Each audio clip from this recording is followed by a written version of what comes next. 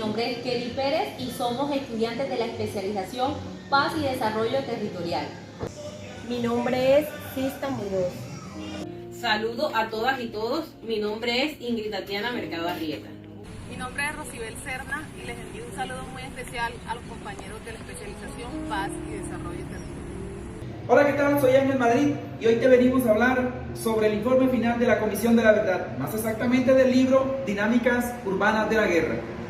Conocer la verdad implica que comprendamos y reconozcamos cuáles fueron las dinámicas territoriales que permitieron que el conflicto armado se desarrollara y azotara nuestro país.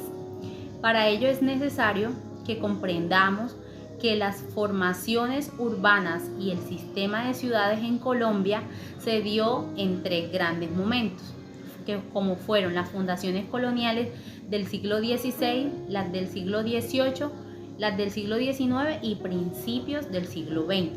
En todas estas fundaciones se empezaron a generar grandes conflictividades y tensiones debido a la mala distribución de la tierra que beneficiaban más a la corona y dejaban relegadas las verdaderas necesidades de las comunidades, porque solo querían estos extraer nuestras riquezas mediante la penetración continental que avanzó con la fundación de ciudades desde las costas hacia el interior. Podemos ver en estas formaciones de núcleos urbanos se dio la fundación de ciudades como Cartagena, Riohacha, Santa Marta y Tolú, utilizados como puertos marítimos. Monpós, que fue utilizado como un puerto fluvial, Pasto, Neiva, Mocoa como fronteras y la ciudad de Popayán, Buga, Tunja y Bogotá como centros administrativos. De esta manera se fue dando forma a los centros urbanos, construyendo caminos, mejorando la navegación fluvial, creció la producción en las minas, fueron fundadas instituciones educativas, nació la prensa, hubo apertura de bibliotecas y asimismo se acrecentó la población mestiza. Las plazas eran ocupadas no solamente como mercado para intercambiar productos, sino que también se compartían ideas. Para el siglo XIX, el cultivo del café y su exportación impulsó la construcción de vías férreas, como fue el Ferrocarril del Pacífico en el año 1915. Asimismo, surgieron nuevos gobiernos que abrieron las puertas a inversores extranjeros que rápidamente fueron agilizando la dinamización de la economía. Ya para el siglo XX podemos ver que la red urbana del país tomó forma y en ella acrecentaron temas como la violencia, la desigualdad, la exclusión, trayendo conflictos urbanos que aún persisten en este periodo. Para este periodo también se dieron varias movilizaciones populares contra el establecimiento de impuestos que tenía que pagar el pueblo empobrecido, y contra esto el gobierno decretó y creó leyes que penalizaban la libertad de prensa, la libertad de reunión, para prevenir que el pueblo expresara y reclamara sus derechos. Todos estos decretos y leyes se establecieron para evitar que el pueblo se expresara y empezara una lucha en reclamar sus derechos. Es de anotar que todas estas medidas no minimizaron dichas movilizaciones, sino que por el contrario, fue el fortalecimiento del nacimiento de muchos movimientos campesinos, obreros, sindicatos del sector de construcción, de servicios públicos y alimentos, desatándose así una década de persecuciones en las ciudades. Todas estas tensiones fueron desembocando en la Guerra Civil, que se vivió entre 1944 y 1958. En esta época cabe resaltar un evento muy impactante que se vivió y del que podemos hablar, que un 9 de abril de 1948 fue asesinado Jorge Eliezer Gaitán, el máximo líder gaitanista, hecho que agudizó la violencia política en el país y se empezó a vivir de una manera simultánea la emergencia del conflicto armado y el más relevante proceso de urbanización que acrecentó el crecimiento desbordado de ciudades y que alimentó en las movilizaciones, las protestas y paros que usaban los sectores populares, las masas trabajadoras y poblaciones empobrecidas, para así acceder a los bienes y servicios de primera necesidad. Para el siglo XXI, las dinámicas de organización se vieron afectadas por el debilitamiento del Estado a nivel local o ausencia de políticas públicas.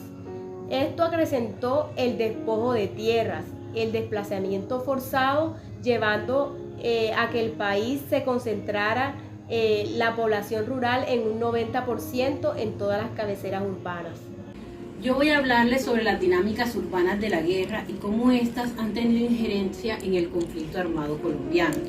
Y es por eso que debo hablarles del plebiscito y cómo en los años 1990 los colombianos estaban cansados de las acciones narcoterroristas de los grupos paramilitares.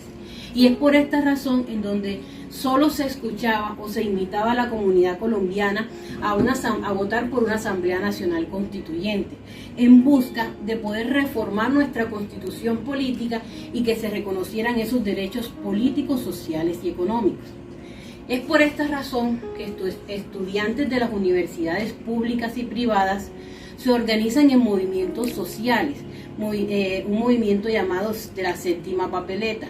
Y es entonces cuando en 1990, cuando todos los ciudadanos salen a elegir a los representantes de Senado, Cámara, alcaldías municipales, asambleas departamentales y juntas de acciones comunales, en donde más de 2.000 votantes depositaron el voto de la Séptima Papeleta. Debido a toda esta situación, el presidente de turno tuvo que decretar el estado de sitio y facultarse para decretar oficial el voto de la Séptima Papeleta en las elecciones presidenciales. Y es cuando vemos entonces que en 1990 logramos también un acuerdo, el primer acuerdo de paz entre el gobierno nacional y los grupos de las guerrillas del M-19. A pesar de todas estas situaciones, se venían presentando asesinatos a grandes líderes, se logró firmar el acuerdo de paz y logramos tener desmovilizados a más de 400 combatientes. Uno de los principales logros fue poder reformar la Constitución en 1991 y poder reconocer e incluir en la Constitución los derechos políticos, sociales y económicos. Es la guerra la única salida posible al conflicto que desangra a Colombia. Desde sus inicios, en los años 1998-2016, más exactamente el 20 de febrero del 2002, cuando el entonces presidente anunciaba por los medios de comunicación el cierre total del fracasado proceso de paz en la zona del Caguán, más exactamente en la zona de destensión. El manejo que se le dio al conflicto interno pasó a la agenda del Estado. Por tanto, la paz negociada dejó de ser prioridad. Mientras tanto, la seguridad ocupa el lugar más importante. Luego, el entonces sucesor Álvaro Uribe Vélez replantea la confrontación militar contra la guerrilla y propone la guerra total como única salida. El 26 de mayo